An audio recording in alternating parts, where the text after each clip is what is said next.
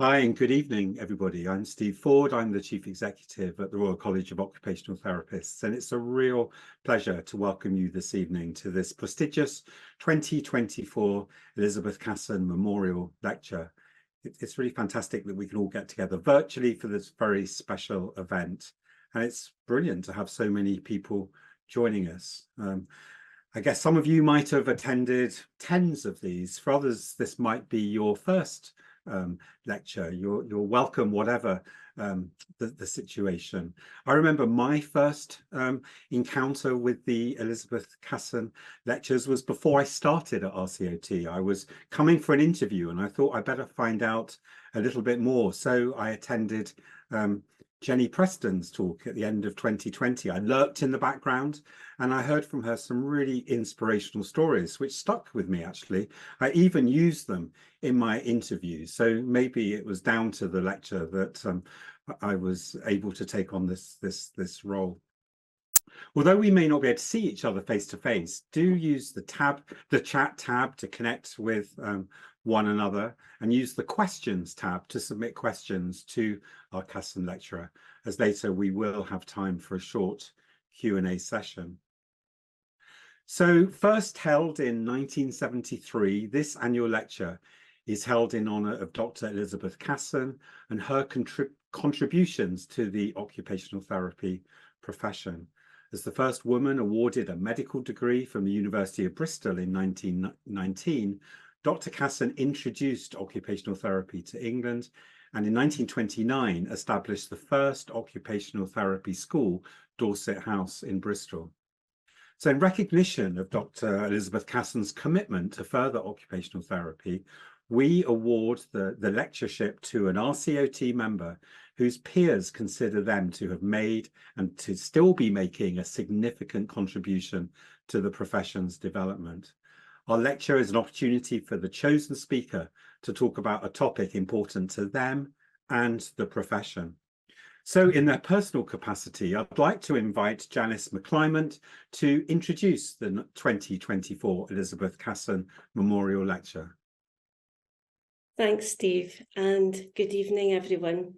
Thank you for the honour and the privilege of introducing the 2024 Elizabeth Casson Memorial Lecture.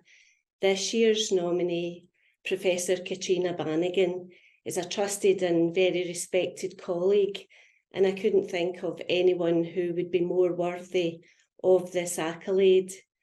Katrina is an inspirational and innovative leader and a true ambassador for our profession, so I think we're in for a real treat tonight. In my opinion, Katrina's professionalism epitomises the values of the remarkable Dr. Elizabeth Casson herself. In fact, these two women could be considered comparable in their drive, their tenacity, and their resilience to advancing professional practice. Katrina emulates the same passion and commitment to the development of occupational therapy and research and education as Dr. Casson did when she established the very first school of occupational therapy in 1929. Interestingly, both women's careers have had a real focus on the importance and added value of occupation. For me, Dr. Casson would describe it as the healing power of occupation, but these extraordinary women for me are pioneers of their time. They have been absolutely instrumental in the foundation and development of the occupational therapy profession, and their influence is far-reaching across many aspects of professional practice today. Tonight, Katrina will share some of her insights about why she believes the time for occupational therapy is now. But before she begins, I would like to take this opportunity to share with you just a very brief summary and some of the key highlights of Katrina's impressive career to date. This will demonstrate the significant contribution that Katrina has made to the profession and the growth of evidence-based practice, and why she was an obvious choice for this year's nomination. So Katrina is a nationally and internationally renowned occupational therapy researcher and educator who's recognised both within and beyond the profession.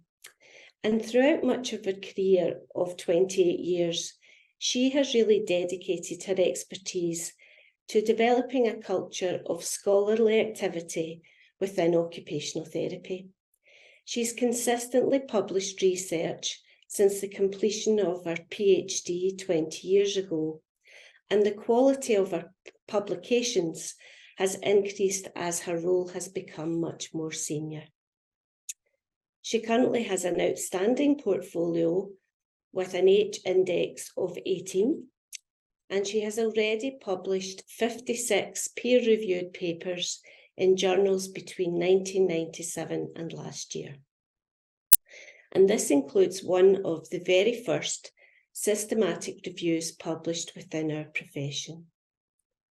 Katrina has also contributed to over 135 conference presentations, and this underlines her contribution to disseminating the research and consistently being at the centre of professional dialogue and debate. Katrina is also recognised for her success in obtaining substantial research grants spanning a range of different topics, including Parkinson's, homelessness, and children and young people's mental health, to name but a few.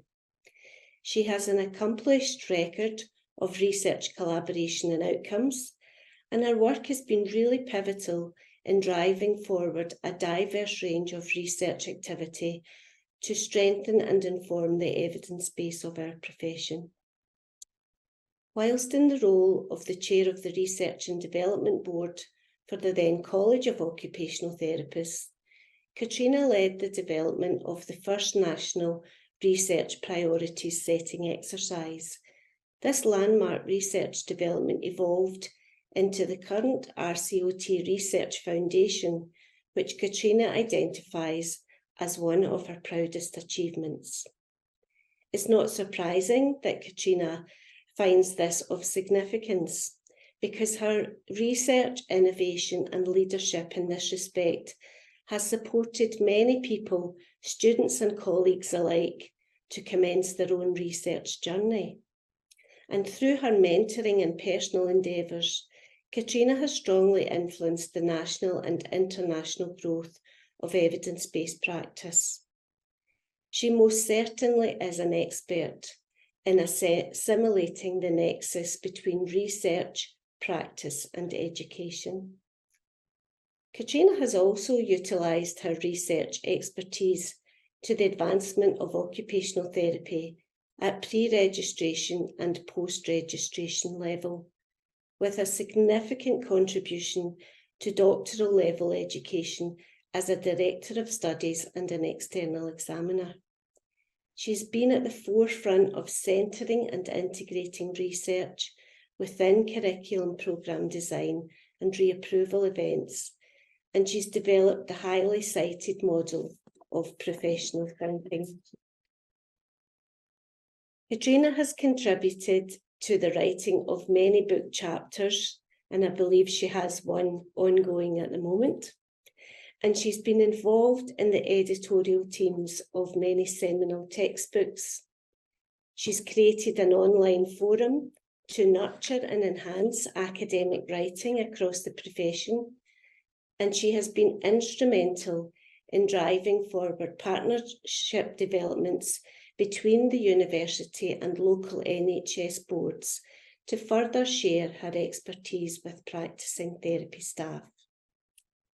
Having had the opportunity to work really closely with Katrina, I cannot emphasise enough the high esteem in which Katrina is personally held. Katrina is a true ambassador for occupational therapy practice, and it is no surprise that her work was recognised by the profession via the Royal College of Occupational Therapists Fellowship Award in 2023. As many of you will know, this award is the highest honour that can be presented in recognition of exceptional service and outstanding contribution to the occupational therapy profession. It was awarded to Katrina for an exemplary profile of commitment, leadership and passion, and also for the work that she has given to RCOT. And it reflects her impact, not only locally, but nationally and internationally.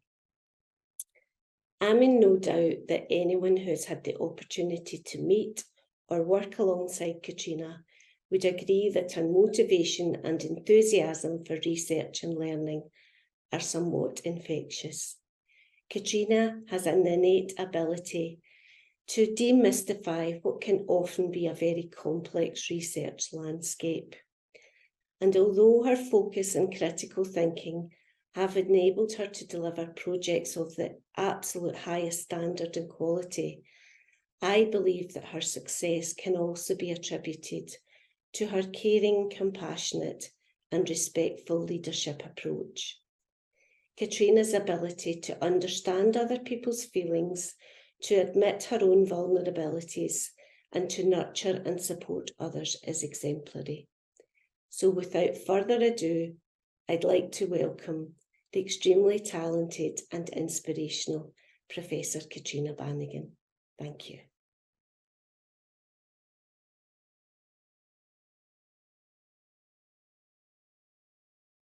Good evening, welcome, and thank you very much for being here.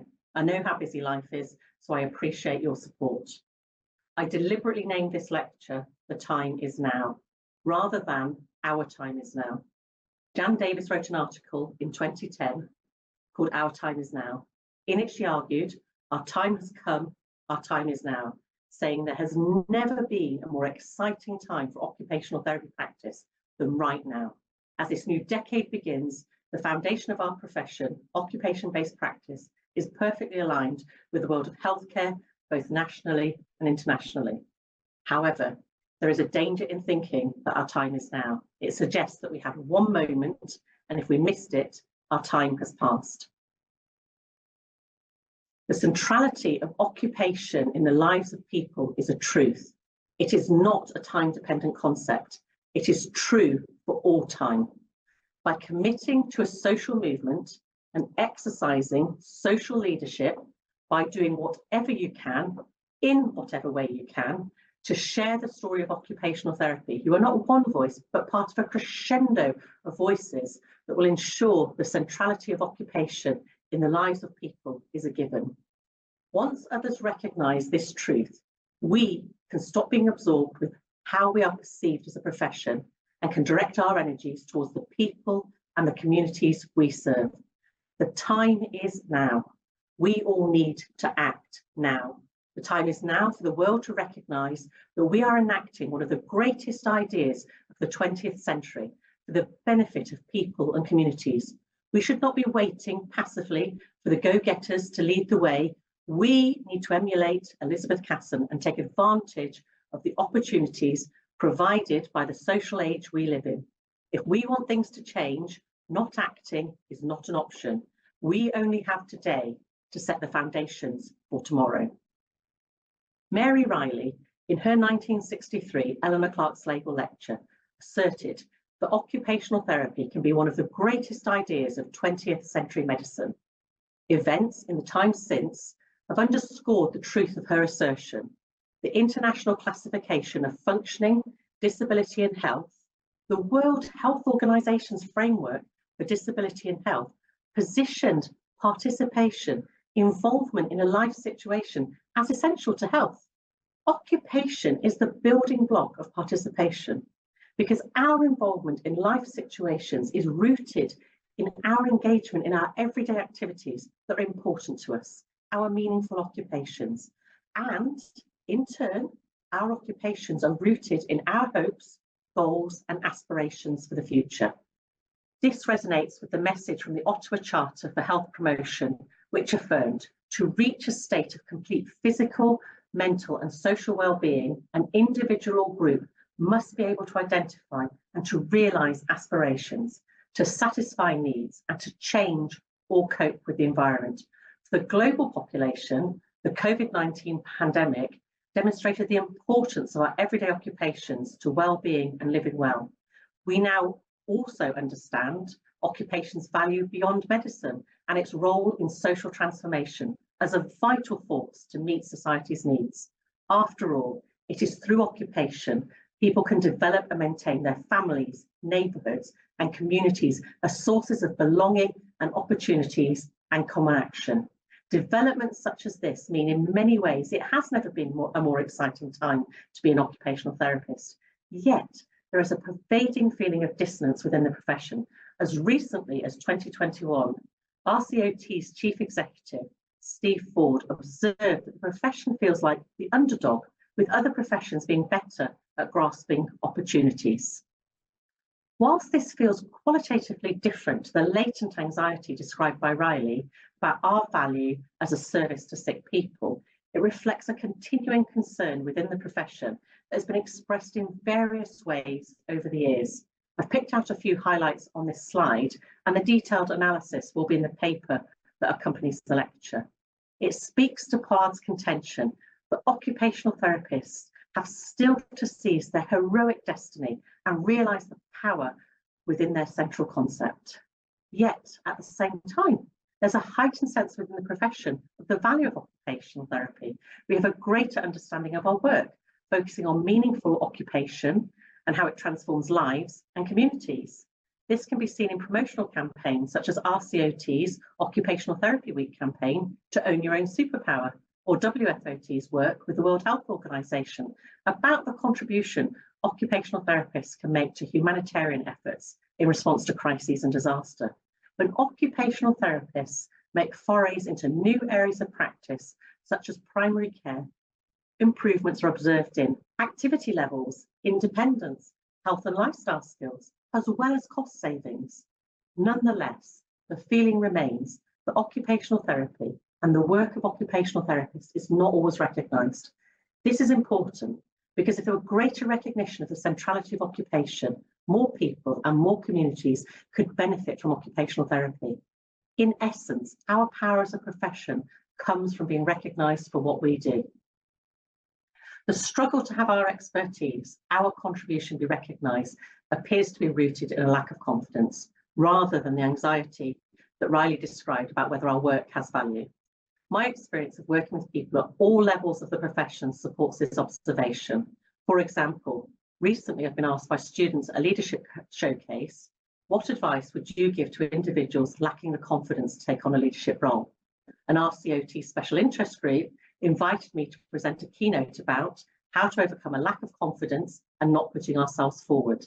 This could sound gloomy if it was not for the fact that there are incredible occupational therapists who are being successful and whose work is recognised. For example, until January of this year, every allied health professions officer in the UK was an occupational therapist. Dr. Mushrat Ahmed Landru was nominated for a National Diversity Award. Dee Christie, Chair of the Elizabeth Casson Trust, was awarded an OBE for services to occupational therapy, and Dr. Nina Colomanian has just been commissioned to conduct a £2.3 million trial to assess how parents and professionals can support young children with neurodisability to develop independence in everyday self-care activities. Occupational therapists were award winners in 5 of the 9 AHP awards last year, including Allied Health Professional of the Year. The Creative Provision of Placements Award was awarded to Professor Lisa Taylor for a peer-enhanced e-placements. The Public Health Champion Award was awarded to the occupational therapy team at Sport for Confidence. The Research Impact Award was awarded to Dr. Natalie Jones for her research work related to occupational therapy home visits and breakfast clubs for stroke patients. The Greener AHP Award was awarded to Sue Norman for the implementation of the Electric Urgent Response Van, which promotes healthy ageing for older people living with frailty by reducing falls, long lives and avoidable admissions. Occupational therapists working in practice, like Karen Robertson, are securing fellowships, and Joshua Eag has had a programme of service improvement in occupational therapy and mental health published in the BMJ Open. Clearly, not all occupational therapists feel like underdogs. These are examples of how individual occupational therapists in their everyday work are ensuring that occupational therapy is being recognised for the contribution it can make. Before we move on to the central theme of this lecture, I want to take a moment to consider what I hope you will take away from it. First, I want to position myself as the person who's giving this lecture to provide some context. I am a white female occupational therapist who has predominantly worked in academia in the global north, and I acknowledge that I am speaking from a place of privilege as a white, working class, non-disabled, heterosexual and cisgender woman. I also need to be honest in that I will not be saying anything new, although I will endeavour to say it in a way that inspires you to commit to realising Elizabeth Casson's legacy. We need to stop focusing on concerns about how the profession is perceived, so we can concentrate our efforts on the work we need to do. I invite you to stop thinking about this lecture as an entity, or how I'm shaping up as an Elizabeth Casson Memorial Lecturer. I want you to think about the ideas I'm sharing and what they mean for your work as an occupational therapist. What commitment are you going to make being part of a social movement? How are you going to ensure that the centrality of occupation in people's lives is universally recognised? What I ask of you, I ask of myself, and I will share how I plan to be part of this social movement by increasing the recognition of occupational therapy within primary prevention. I will use an example of occupation-based practice in public health to do this. The focus of this lecture is how we use the opportunities provided by the social age we live in to capitalise on the individual successes of occupational therapists, such as those I have described, to increase the recognition of the centrality of occupation. The social age is an age characterised by change. Change is in how we work, how we learn, how we lead, how we connect and communicate. It is an age in which work is not constrained by desks and buildings. The boundaries between work and home are blurred.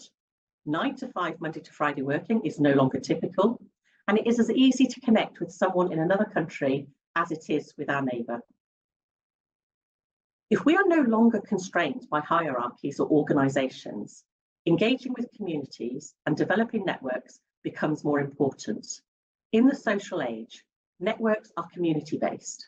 Their communication is mediated through technology. They are more agile, capitalise on diverse skills, involve relationships centred around stories, and can be highly responsive to events. It has often been asserted that if we want to change, it is up to us as occupational therapists to achieve it. And living in the social age really does mean shaping the perception of occupational therapy is in our hands. One way we can promote the centrality of occupation in the lives of people and communities is by committing to a social movement. Social movements are a form of collective action, where collective action consists of any goal-directed activity engaged in jointly by 2 or more individuals. They use the power of networks, motivated by a common direction, a shared story, to shape and change society. They have been formally defined as collectivizes action with some degree of organisation and continuity outside of institutional or organisational channels for the purpose of channeling or defending extant authority, whether it is institutionally or culturally based, in the group, organisation, society, culture or world order of which they are part. By engaging the collective resources of the profession, capitalising on the power of networking, we can create a social movement to ensure that the centrality of occupation in the lives of people and communities is recognised. We can tell our own stories, share stories about our work with people and communities that we work with, and have influence over what services are commissioned or funded. We do not have to be constrained by or rely upon the hierarchies or organisations we work in to recognise or tell our story. Tempest and Dancer have already discussed social leadership in the social age as a way for occupational therapy to influence and have our voices heard within and beyond organisational hierarchies. Social leadership makes it easier for everyone at whatever stage of their careers, whatever their fears, to embrace leadership and influence change. Social movements and social leadership also resonate with Pollard's observation that occupational therapy is a global network with a population of a city and thus represents a community that can be a vibrant voice.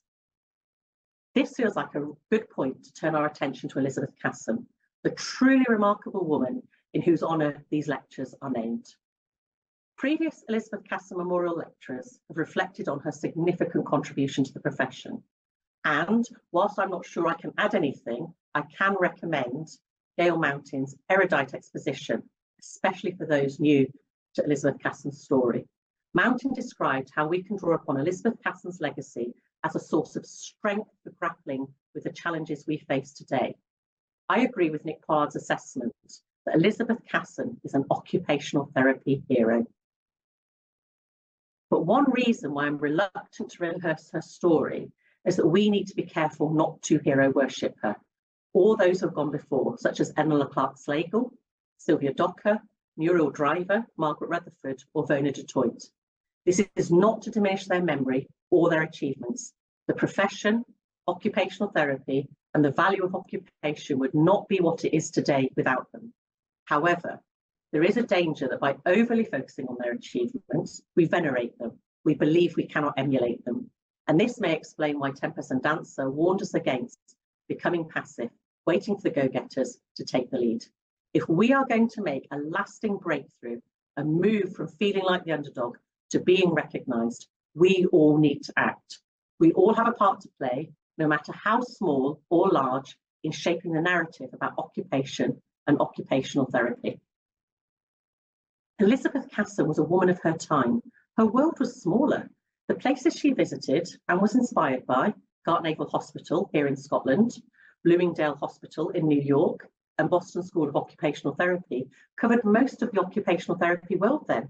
Today, as well as the wider geographical spread of the profession, we can also no longer expect one person, one voice, to successfully span the many aspects of professional life: policy, management and administration, practice, education, and research. The agenda is just too big.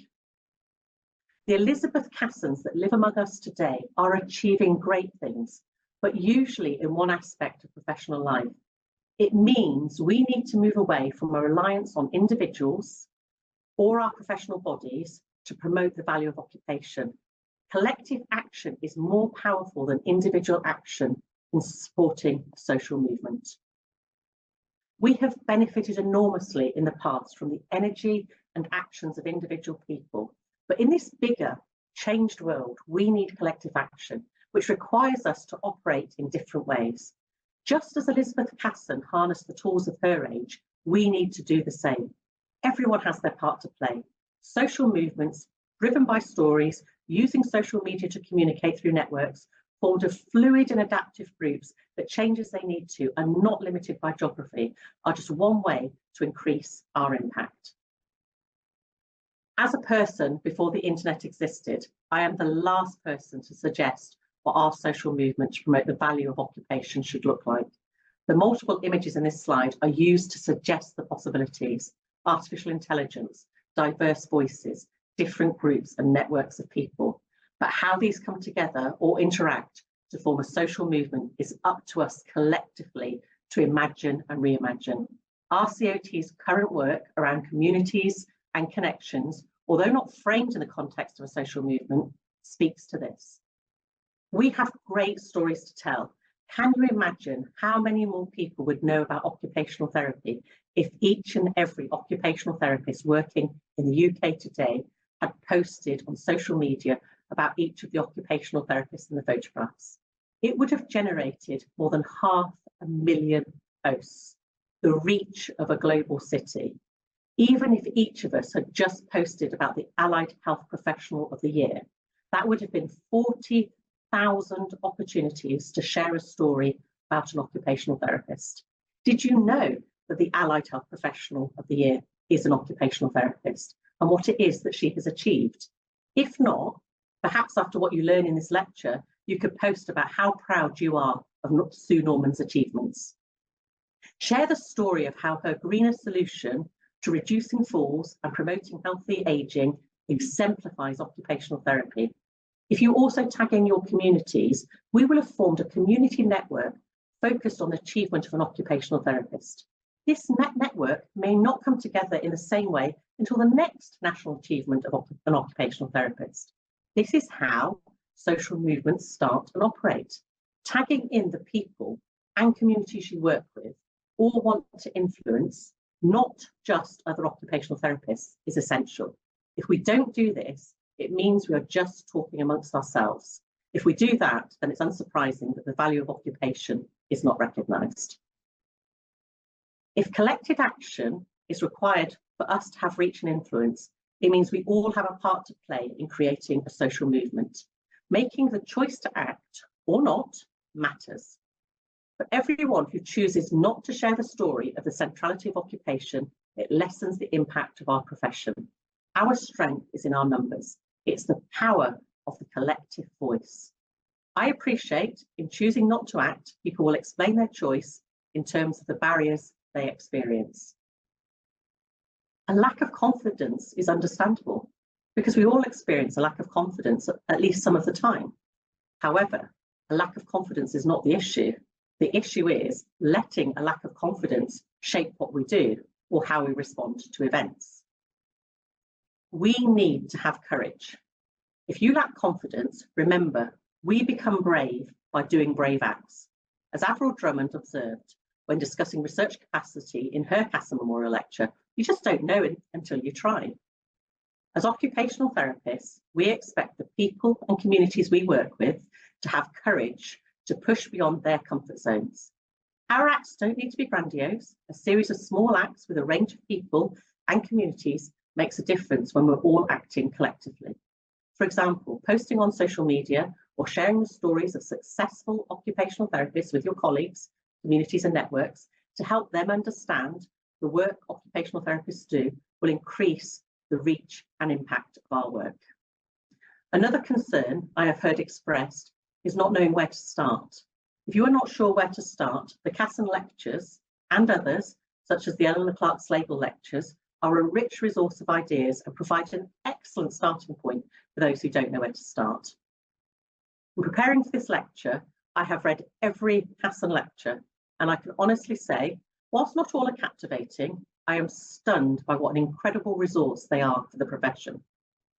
They provide a powerful insight into the profession in the UK, as well as a strong sense of Elizabeth Cassons' life and inspiration. They include an historical perspective, theoretical developments, the importance of increasing diversity within the profession, descriptions of highly specialist practice, the value of narratives, a focus on social transformation, and a strong future focus.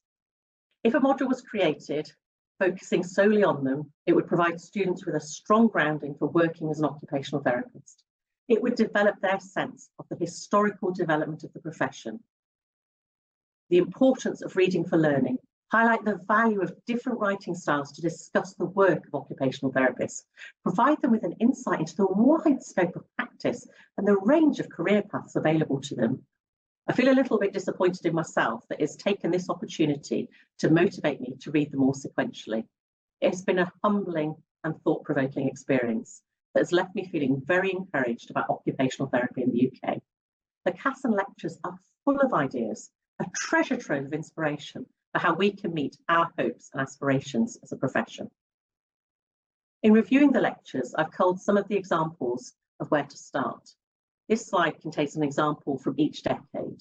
You can see that the ideas span measurement, writing, building a community of influence, and again, the paper that accompanies this lecture will cover the full list.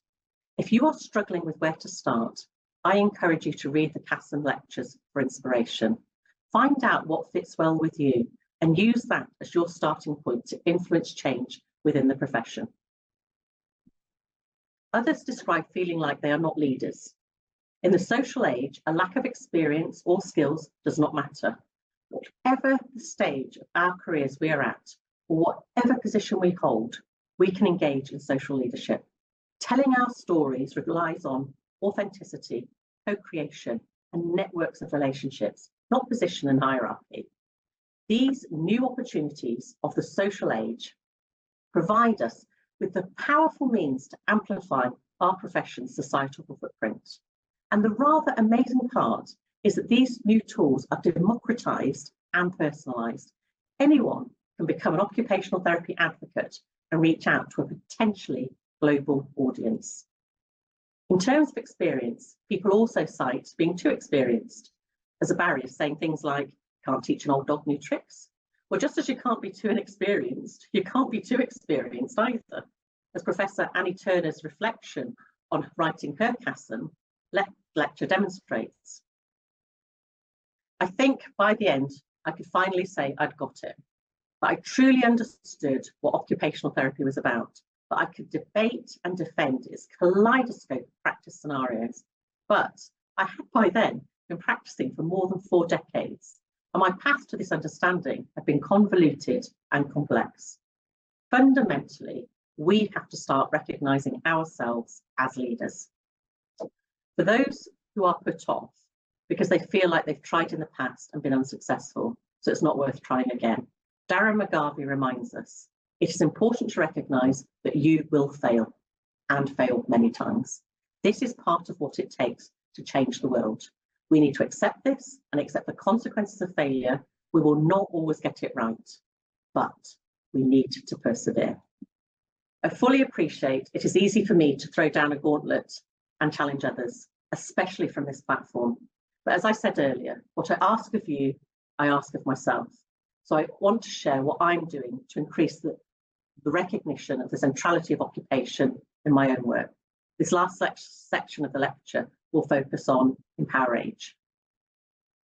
My story starts with another eminent occupational therapist, Anne Wilcock, who, ahead of her time, understood occupational therapists with our expertise in everyday activities and their impact on our habits, routines and roles are well placed to promote health. Whilst others agreed with Wilcock that we can use our occupational perspective to deliver on population health and well-being, at the time of her death, Hocking observed, for herself, Anne was extremely modest about, even disappointed with, the impact her work is having on occupational science, occupational therapy theory and practice, population health, and on everyday people's knowledge of occupation as the key to flourishing as individuals and society. Today, we better understand that occupational therapists have a role to play in health promotion and public health. But that said, 2 reviews of health promotion and public health in the allied health professions have shown that occupational therapists have generally focused on secondary prevention, for example, falls prevention for older adults following a fall. Secondary prevention, which focuses on intervening in the early stages of disease, where the disease processes have begun but not yet progressed in severity, is important, as is tertiary prevention, which involves managing a disease in the symptomatic phase with the aim of limiting the impact, minimises disability and maximises the quality of life. For example, using an occupation-based intervention like journeying through dementia to support people with dementia to engage in meaningful activities and maintain their community connectedness. However, a lack of focus on primary prevention is problematic. This is because the proportion of older people in society globally is predicted to double to 22%, a fifth of the world's population between 2015 and 2050, which means that active ageing and healthy lifestyles are priorities for public health. Healthy ageing is the process of developing and maintaining the functional ability that enables well-being in older age. We know that healthy ageing depends on lifestyle factors such as healthy eating, hydration, exercise, social connectedness, and cognitive health, which, taken at face value, does not immediately suggest a role for occupational therapy. However, achieving all of these lifestyle factors depends on us making health-promoting decisions in relation to what we do every day. This suggests that focusing on what we do every day, doing wisely, is a good starting point for exploring lifestyle changes to support healthy ageing, indicating occupational therapists have an important role to play in promoting healthy ageing. Understanding this led me to developing a new health promotion intervention called Empower Age. It uses an occupation-based approach to healthy ageing for people living in the community, centred on what people do every day.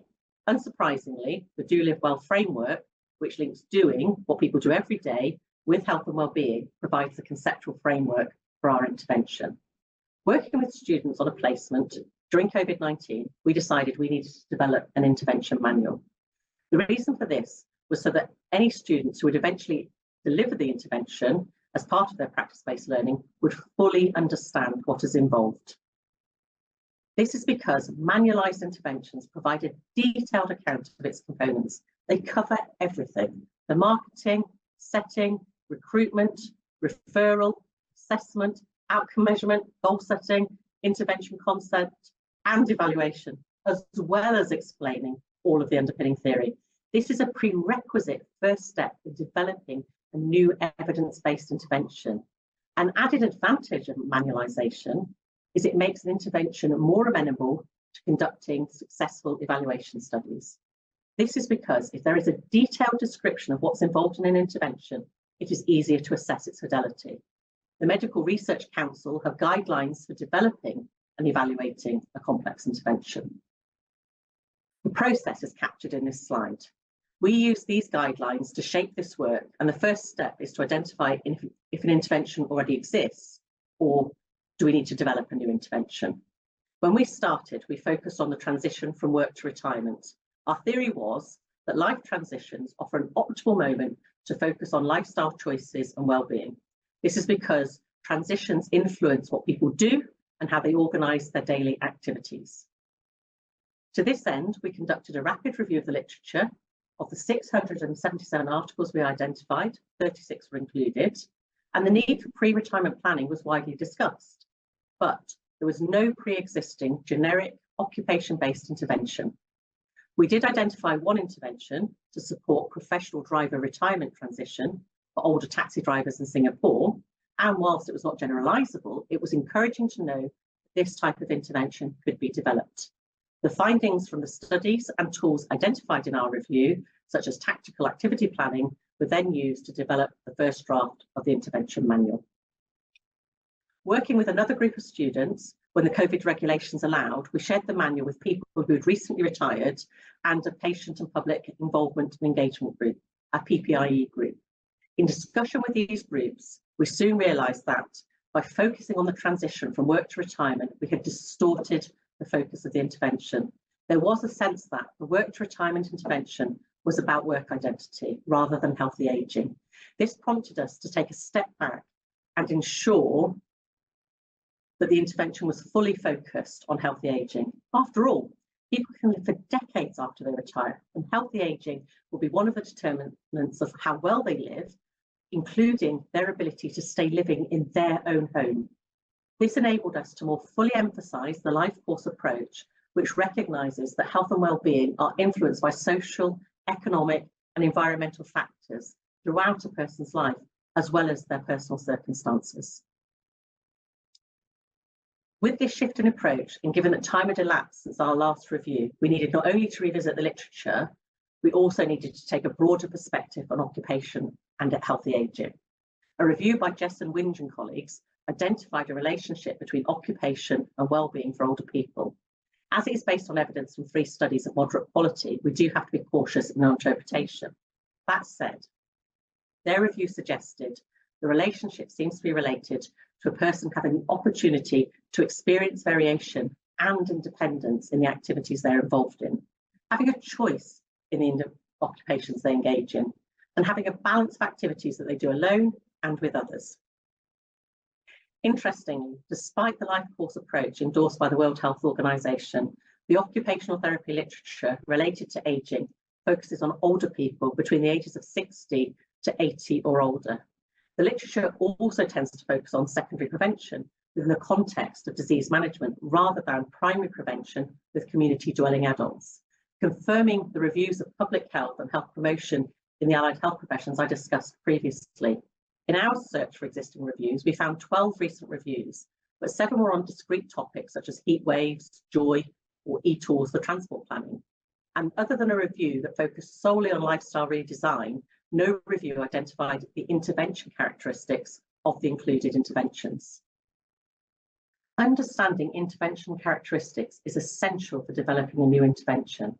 This meant our next step was to conduct a scoping review. We completed it in January and are in the process of writing it up for publication. Our findings will be used to revise our manual and will be drafted in line with the templates for intervention description and replication, more commonly known as the TIDIA guidelines. Using the TIDIA guidelines is best practice and supports replication. An RCOT Innovation Award has been secured to support the write-up, and the work will be completed in May. Then, in June, the manual's acceptability will be evaluated by another group of students on a research placement using cognitive interviewing with the different stakeholder groups. Our aim is for Empower Age to be offered as a health promotion placement within a practice-based learning module in the next academic year. This will give us the opportunity to further test its acceptability and start planning for feasibility testing. Whilst this is a work in progress, we envisage that Empower Age will be a core intervention that can be used to promote healthy ageing across the life course. It will be tailored to different age groups and people in different sectors in health and social care and beyond. This means life transitions, such as moving from primary to high school or work to retirement, may provide optimal moments for offering the intervention, but equally it could be tailored to target specific populations, such as carers or people in prison, without losing the core focus on healthy ageing. From a social age perspective, Empower Age has been a wonderful opportunity to share how occupation is central to the lives of people and communities. After all, we all know that exercise, hydration and diet are important to health, but how many of us do it and do it consistently? This is where our expertise as occupational therapists comes to the fore, by starting with the person, their life, and how they spend their time, and then working together to explore how they can make healthier choices. They can start to make choices in a way that makes sense to the way they live their lives and the challenges they face. Discussing primary prevention has been a fantastic opportunity for me to discuss the contribution of occupation to people's lives. By manualising Empower Age, describing explicitly the mechanisms of change, we are delineating how occupational therapy achieves change. By offering Empower Age as a health promotion placement to students, we are also ensuring that before they graduate, they're conversant with primary prevention and the role of occupation in achieving it. Working with Empower Age has also demonstrated the importance of developing relationships with and working with the communities that we serve. The early involvement of people who have recently retired and a PPIE group in our work highlighted a flaw early on. This flaw may have derailed the project at the implementation stage if we had not chosen to work with the people the intervention is targeted at. It has also been important to recognise the range of stakeholders in the project, the local population, students and occupational therapists, who all have different interests in and a perspective on the project. We are building relationships with each community.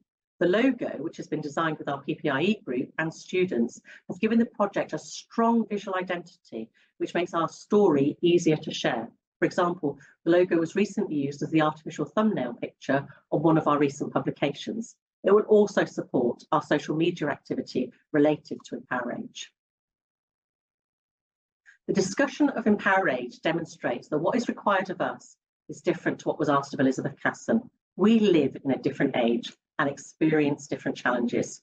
Rereading Riley's Eleanor Clark-Slagle lecture heartened me. Occupational therapy is in great shape. We have come a long way, but given the centrality of occupation in people's lives, there is so much more we could be achieving. We have a great story to share, and a social movement built on a profession that is the size of a global city means our potential for impact is greater than it has ever been. The Elizabeth Cassons who live amongst us today are the living embodiment of our story. Each and every one of us needs to find our inner Elizabeth Casson, whether it's adding new plot lines to our story or telling our story. Only you can make the choice about what you will do. Only you can decide to engage. No one else can make you play your part. What are you going to do to release your inner Elizabeth Casson? It takes courage, heart, brains and spirit to survive in a professional world that is constantly challenging and rewarding. I wish that courage for us all. We need to place the worries of the past in the past and stop being absorbed with how we are perceived as a profession. Once others understand the centrality of occupation, we can start directing our energies towards the people and communities we serve. To steal the closing words of another Casson lecturer, if we can agree that collective action is possible and desirable, then can I suggest there is no time like the present. There is nothing to stop us except ourselves. So why don't we just get on with it? The time is now. I am deeply honoured to have had the privilege of this opportunity. Thank you very much for listening.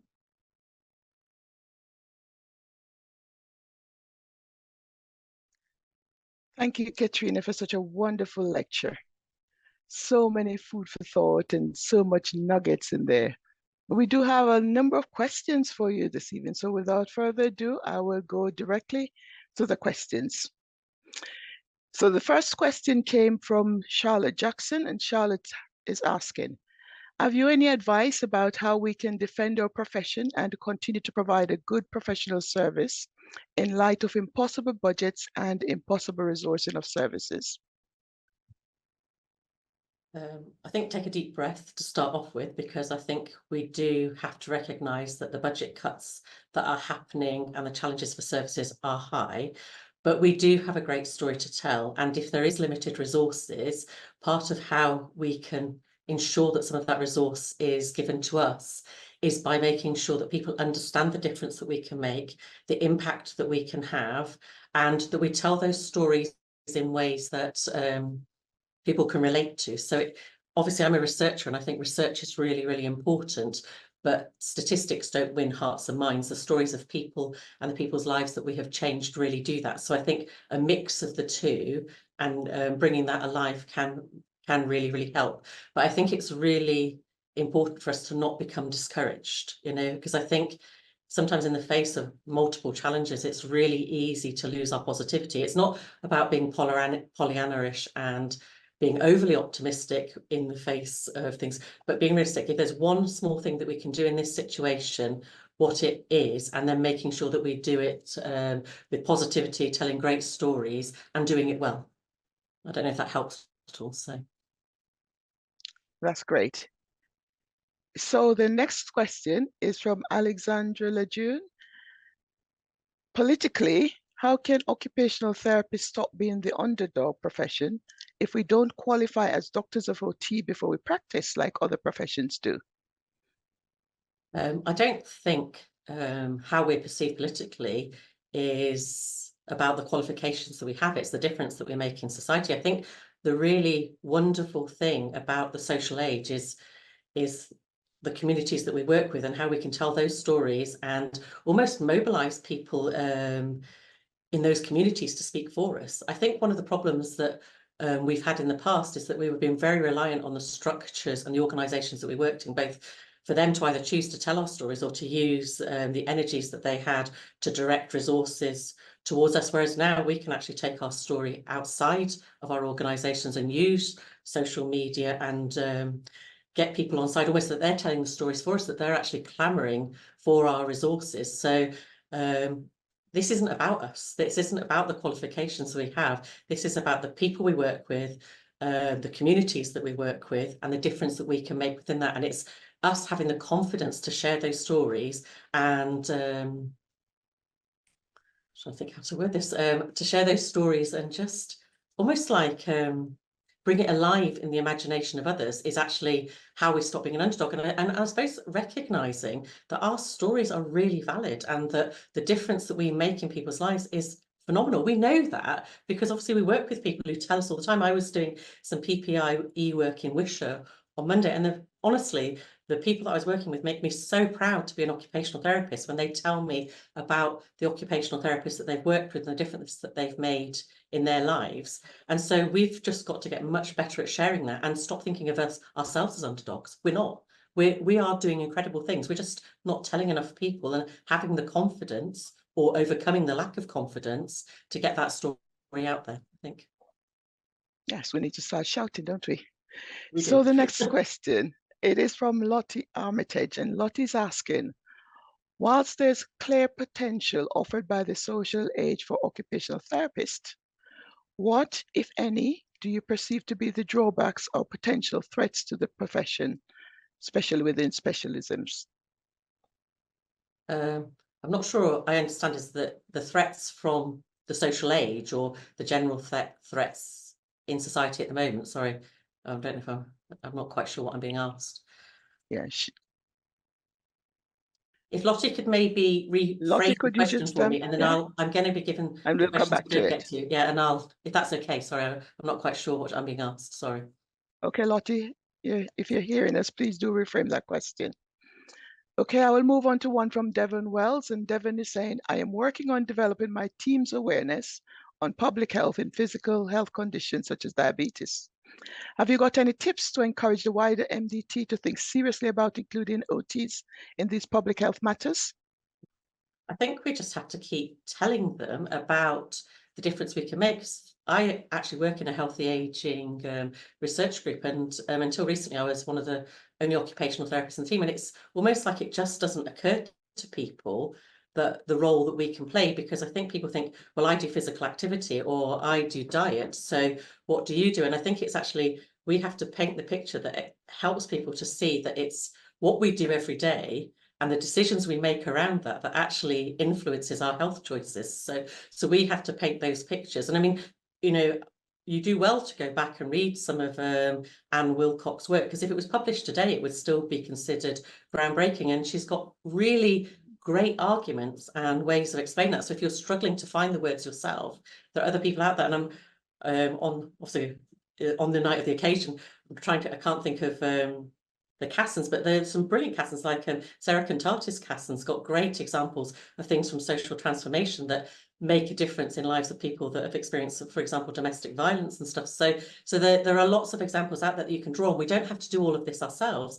And if the worst comes to the worst, put a call out on social media, ask for help. People will come to the fore, and then you'll probably end up with a lot more stories. But it is up to us to take it to the team. The team are not going to come to us. Everybody's really up against it in this day and age, and it's for us and to keep chipping away. So the first time you turn up at a meeting, people might not understand why you're there. They might not understand why you're there the second time.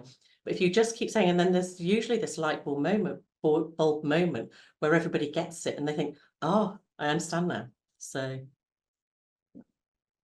that's brilliant, thank you.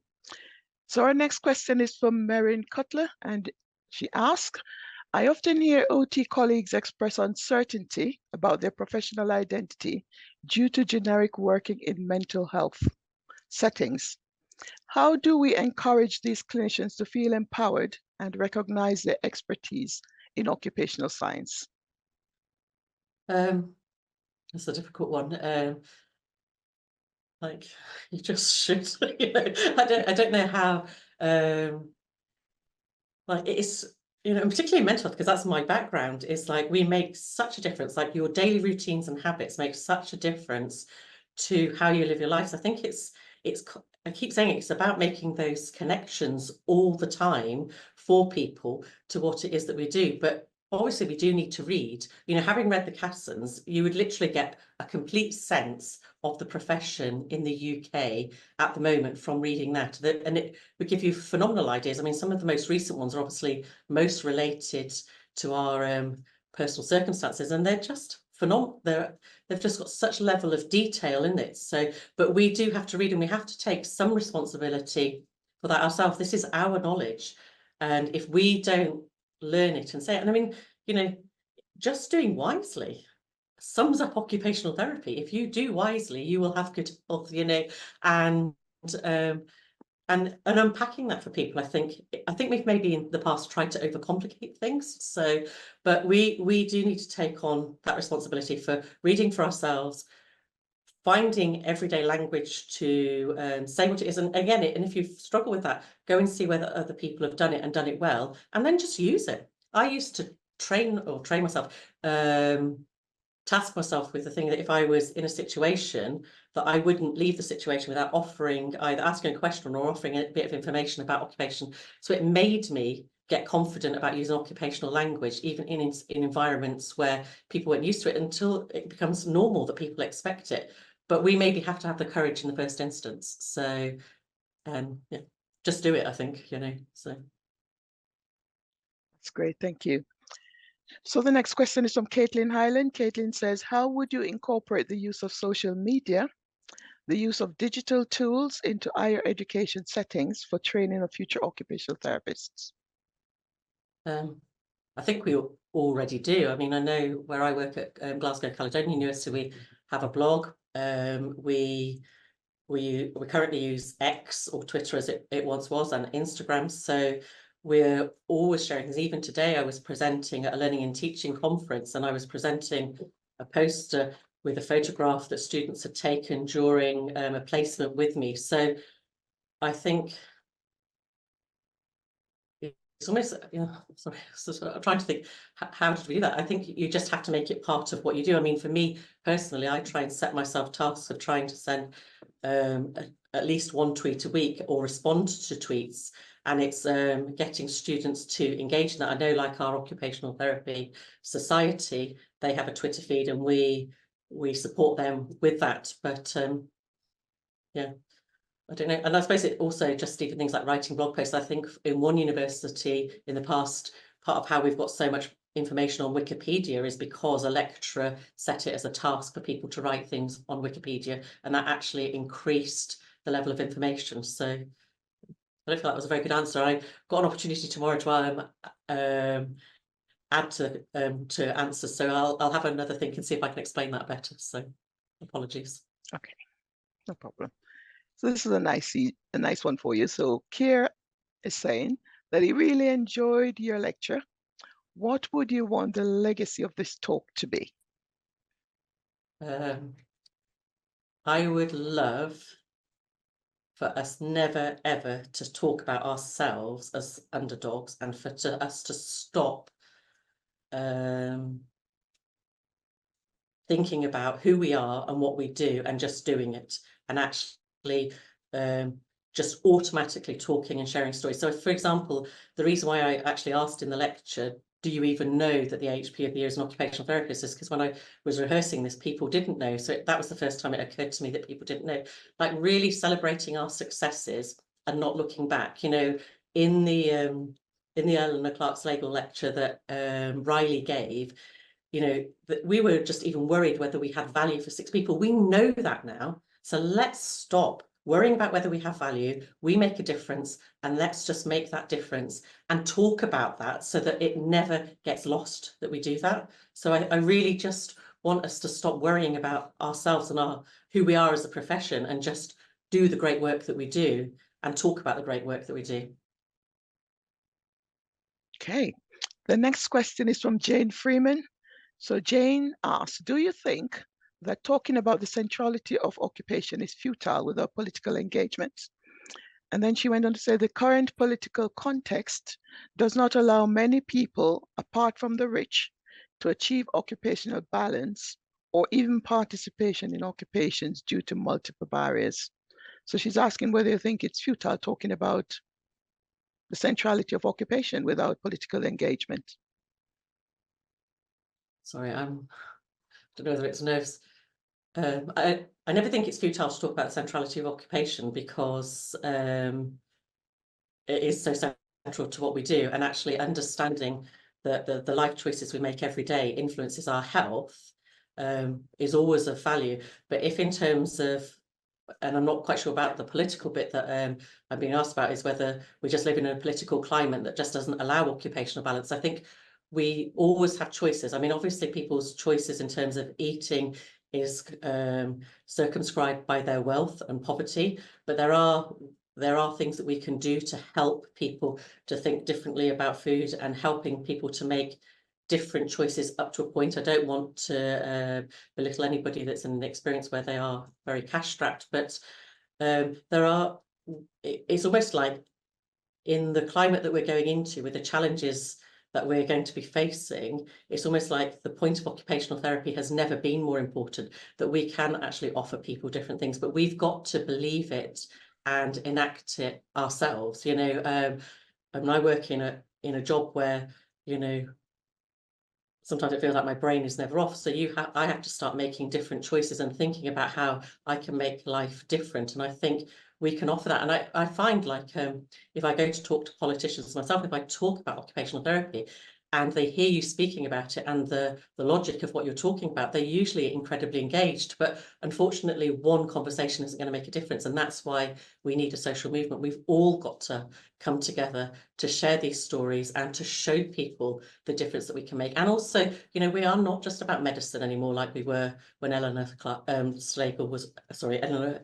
Mary Riley was writing her Eleanor Clark-Slagle lecture. We now engage in social transformation. So it's not just us, we're working with the communities that we're trying to support, and they're working with us, so we learn from them as well, and our knowledge grows. So I think we have to take on a practice of optimism, and it's not, again, it's like I said, it's not to be Pollyanna-ish, but it is to really believe that what we can do makes a difference, because if we get into a council of despair, of course nothing will ever change.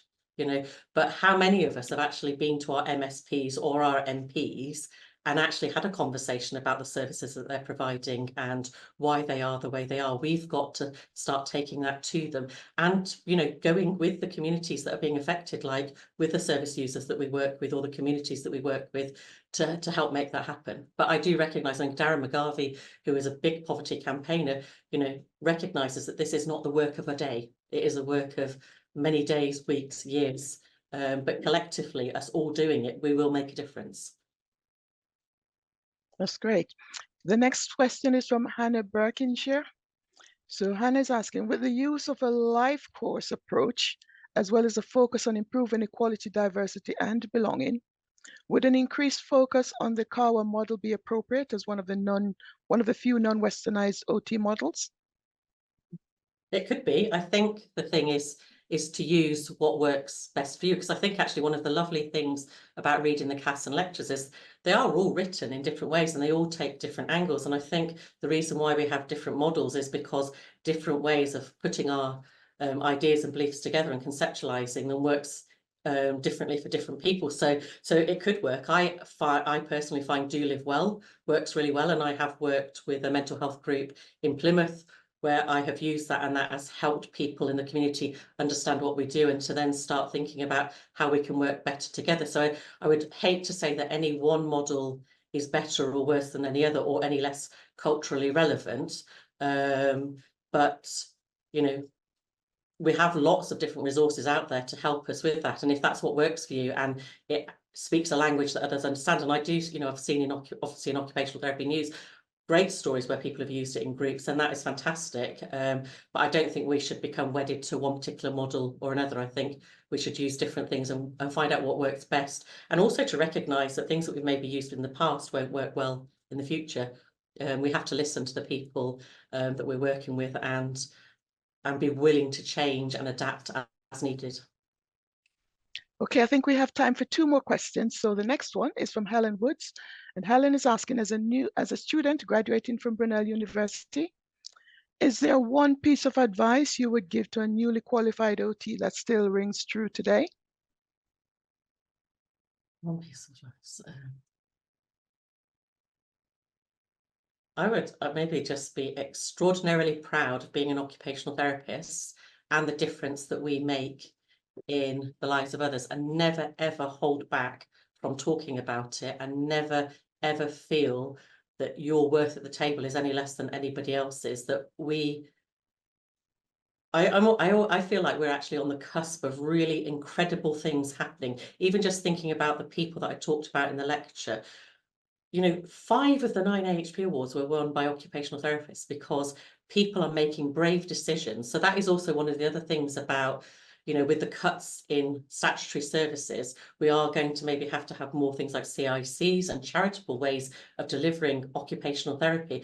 But I think we're on almost the brink of incredible creativity. So don't hold back on that. You know, if you've got amazing ideas, so for example, if you take Sport for Confidence, somebody just thought that being in leisure centres would be better than being in hospitals, and they're enacting that. So, you know, be brave, you know, be proud and be brave. I think I've talked myself into my answer there. So is my one bit of advice would be at all points, be proud of what you do as an occupational therapist and be very brave about sharing that and enacting any of the creative ideas that you have about how that should be in the world. Okay, and the final question for you then, Katrina. You've included some fantastic quotes to ignite our inner Elizabeth Casson. Do you have a particular quote or mantra to inspire your inner leader and help us to manage those moments of self-doubt? It's really interesting because the We Become Brave by Doing Brave Acts is actually one of the first papers I ever read as an occupational therapist, and I found it in Derby University Library when I was a student by accident. So this is for those of you who were born after the internet. We didn't used to be able to access information unless we went into a room that was just filled with like journals and books and stuff. And this just fell out of a journal, and I've come back to it time and time again. I think it's We Become Brave through Moral Acts, and it was about moral courage. And I think for me, that is something that has been a touchstone. And I think obviously it was really important to me to have a connection with South Africa in the Cassons as well. So I was really delighted to be able to quote Nelson Mandela, because when I was in South Africa, I just saw such amazing practice being enacted in situations. I mean, if we think things are in a state of despair here, you know, going to a township or some of the challenges that are going on in South Africa, and yet incredible work is being done by occupational therapists and differences being made in people's lives. So I think if we can be brave, you know, if we and do things, we will become braver, and through that courage, we will achieve amazing things. Thank you, Katrina. That's the end of our Q&A session. Thank you. So I'll just like to spend a few minutes just to reflect on what I've heard in the lecture this afternoon. So there's so many little nuggets to take away, but for me, one of the first one is there's never been a more exciting time for OTs. And we just need to remember that, to hold on to that so that we can move forward. Again, your other very important point about if we want things to change, not acting is not an option. It's up to us to make that change. There was a bit in the slide when you talked about passion and mission, and I know that if we have the passion, it will help us to be able to deliver our mission. And so there's a question that you asked of all of us, and I'm asking it also of myself. What commitment am I going to make as part of this social movement? And that's a question that I will ponder as I go throughout the next coming days and weeks. And I will ensure that I find an answer, because I want to be part of this collective movement. You also told us that we could tell our own stories, you know, that social leadership makes it easier for everyone to be a vibrant voice.